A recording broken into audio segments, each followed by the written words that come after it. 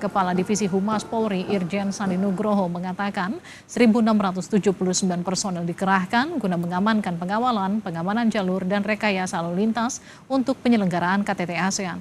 Pihak kepolisian juga berkoordinasi dengan Pemprov DKI Jakarta guna membuat surat edaran soal pembatasan kendaraan besar di sejumlah ruas dan juga kebijakan work from home untuk mengurangi mobilitas masyarakat selama penyelenggaraan KTT ASEAN.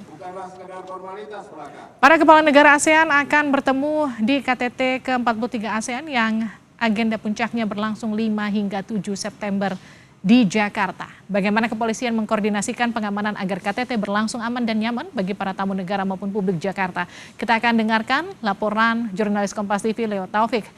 Leo, selamat malam. Leo,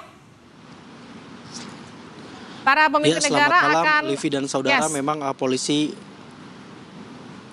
Ya, dilanjut.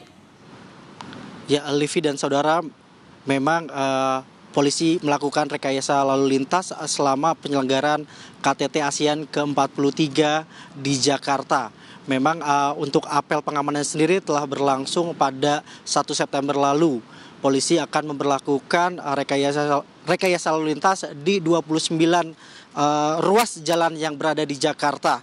Untuk lebih lengkapnya, saya telah bersama Dirgakum Korlantas Polri, Brigjen Polisi Aan Suhanan. Ya, selamat malam Pak Aan. Malam, Mas Rio. Ya, Pak Aan, berapa personil yang akan dilibatkan dan seperti apa mekanisme rekayasa lalu lintas selama KTT ASEAN ini, Pak? Jadi, Kepolisian Negara Republik Indonesia dalam pengamanan KTT ASEAN ke-43 ini menggelar operasi Tribrata Jaya 2003, di mana untuk pengamanan pengawalan, rute lalu lintas dan perparkiran itu diemban oleh Kasatgas 3, ya. Kebetulan saya sendiri yang mengemban sebagai Kasatgas 3 Wal Rorakir. Kita dibantu oleh 1.679 personil untuk membackup pengawalan rute dan perparkiran. Kemudian 176 kita BKO-kan ke teman-teman dari Pas Pampres untuk melakukan atau melekat dengan Pas Pampres melakukan pengawalan para kepala negara atau Head of Delegation. Kemudian dalam pelaksanaannya, ya, kita akan melakukan beberapa pengalihan arus, ya, terutama pada tanggal hari ini, ya, mulai hari ini, kemudian besok tanggal 5, tanggal 6, tanggal 7, itu kita akan melakukan pengalihan di beberapa ruas jalan, mulai Sudirman, ya, kemudian seputaran GBK atau Senayan, kemudian jalur dari arah Kuningan, Semanggi, itu kita akan melakukan beberapa rekayasa lalu lintas. Ya, tadi ada 29 ruas jalan yang akan kita rekayasa, kita alihkan pada jam-jam tertentu. Ya, seperti tadi, ya, pada tanggal 4 kita sudah mulai berdatangan para kepala negara. Ada 9 kepala negara yang sudah datang ke Jakarta ini. Kita melakukan beberapa pengalihan arus. Besok juga demikian, ya, di seputar Semanggi, kemudian JCC, itu kita akan alihkan. Karena ini kepala negara, kita akan memberikan prioritas penuh pada saat delegasi atau kepala negara menuju ke venue, ya, di JCC, dari akomodasi ada di klaster HI, kemudian klaster Kuningan dan Senayan sendiri.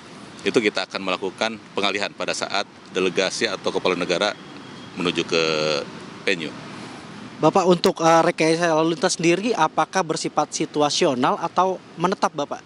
Ya, jadi kita akan berlakukan pada tanggal 5 besok itu pada saat delegasi menuju ke venue, ya.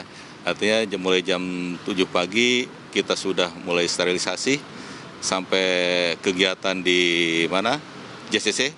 Setelah masuk seluruh delegasi arus lalu lintas akan normal kembali, ya. Kemudian pada saat kembali ke akomodasi kita akan berlakukan juga buka tutup atau pengalihan arus, ya. Kemudian tanggal 6, untuk tanggal 6 kita akan menutup seputaran Senayan GPK. Itu mulai jam 18 itu kita akan tutup karena di situ ada kegiatan yang memerlukan pengamanan khusus di sana. Jadi kita alihkan, ya, yang menuju mana? Ladogi ke kiri ke arah Mulia kita alihkan lurus sampai ke Permata Hijau dan seterusnya. Terakhir, imbauan untuk masyarakat yang akan melakukan mobilitas selama gelaran KTT ASEAN ini seperti apa, Pak? Baik, KTT ASEAN ini satu hajat ya, di mana Indonesia dipercaya menjadi keketuaan ASEAN untuk tahun 2023 ini. Tentu dengan momen ASEAN Summit atau KTT ASEAN ini bisa menjual ke negara luar bahwa Indonesia aman ya, Indonesia wajib dikunjungi dan lain sebagainya. Tentu saya menghimbau kepada seluruh masyarakat ya untuk ikut serta mengamankan atau ikut serta berpartisipasi dalam kelancaran KTT ASEAN ke-43 ini. Dengan cara apa? Ikuti instruksi dari petugas maupun dari pemerintah. Seperti contoh untuk ASN 75%, WFH, silakan kerja di rumah, tidak keluar, justru akan menambah beban arus lalu lintas ya. Kemudian yang swasta juga dihimbau, yang Kuningan, kemudian Sudirman juga melakukan WFH.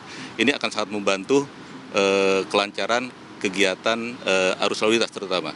Kemudian pada saat pelaksanaan juga ya, ini dihimbau kepada seluruh warga masyarakat untuk menjaga keamanan. Mari bersama-sama kalau melihat ada gelagat yang mungkin mencurigakan, silakan segera lapor kepada kepolisian sehingga kita akan cepat melakukan tindakan. Jadi keikutsertaan masyarakat dalam mensukseskan KTT ASEAN ke-43 ini sangat-sangat membantu kita. Demikian Mas Leo. Terima kasih Brigjen Pol Aan Suhanan selaku Dirgakum Korlantas Polri. Ya, Livi dan saudara, memang pembukaan KTT ASEAN ini akan dilakukan pada esok hari tanggal 5 September 2023 dan akan berakhir pada tanggal 7 September 2023. Selama perhelatan KTT ASEAN yang ke-43 ini, Pemprov DKI menerapkan WFH sebanyak 75% bagi ASN. Begitupun maksud kami Pemprov DKI yang bekerja sama dengan polisi menghimbau untuk masyarakat khususnya di perkantoran swasta untuk melakukan WFH juga. Kembali ke studio Livi. Terima kasih Leo Taufik atas laporan Anda.